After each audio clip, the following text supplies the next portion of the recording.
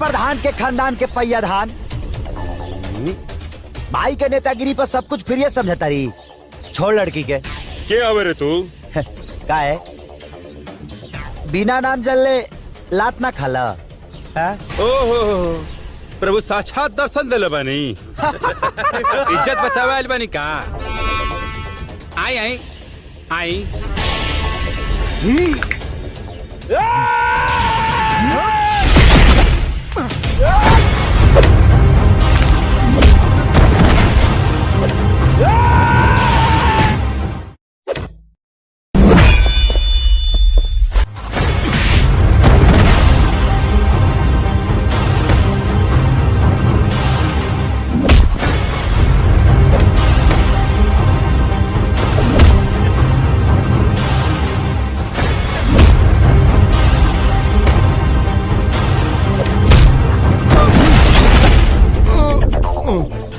रे नाम ना सुनबे?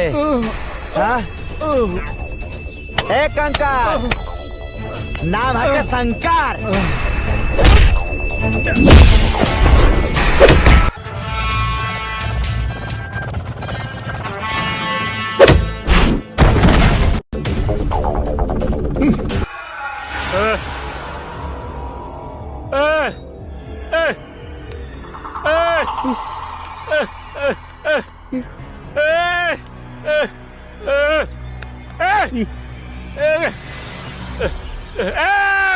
काहे चिल्लात बानी भैया? का भइल?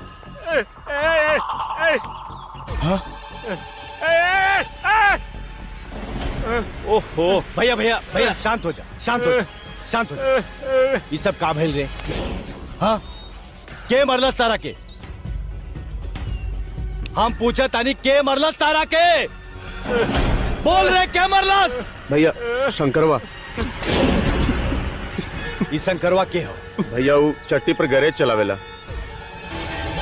चट्टी पे गैरेज चलावे वाला 2 टका के एगो आम आदमी बरहम सिंह के भाई के मरलस। डेंजर। जी भैया। जाके मार के मुआ दे साला के। जा। ठीक बा। चला तो जा रे। नेता, ना ही तो हमार दुकान तू दहेज में दिले बड़ा और ना ही हमार कारीगर तोहार बहनोई हूँ ऐसा। फिर भी तोहार भेजल सार बहनोई ढूंढता है सा।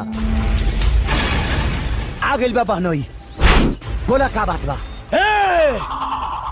साला तारा बाजू में इतना काबू हो गई कि हमरा भाई के ऊपर हाथ उठौले थे। हाथे नहीं क्यों उठौले?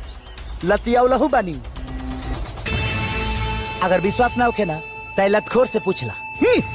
अब की मारे मसाले हागिए देवा।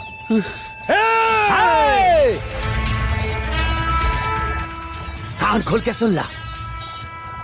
अगर तू या तुम्हारी मौगा फौज अगर हमारा दुकान पर आंख उठा के देखे के भी कोशिश कैले सना तो तेरा अटारी के कबाड़ी बना दे। ई मर्द के जुबान है।